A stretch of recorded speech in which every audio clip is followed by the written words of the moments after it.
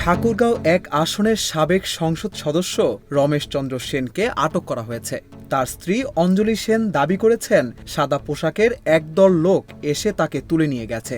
শুক্রবার রাত 10:30টার দিকে তাকে তার বাড়ি থেকে তুলে নেওয়া হয়েছে বলে জানা গেছে।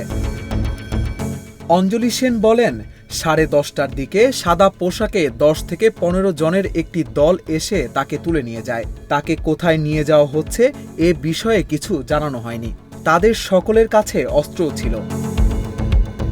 নাম প্রকাশে অনিচ্ছুক ঠাকুরগাঁওয়ের এক পুলিশ কর্মকর্তা বলেন, ঢাকা থেকে পুলিশের একটি দল এসে তাকে আটক করেছে।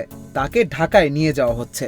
তবে কী কারণে তাকে আটক করা হয়েছে তা জানাতে পারেননি ওই পুলিশ কর্মকর্তা। গত 5 আগস্ট প্রধানমন্ত্রীর পদ থেকে পদত্যাগ করে দেশ ছাড়েন আওয়ামী লীগ সভাপতি শেখ হাসিনা।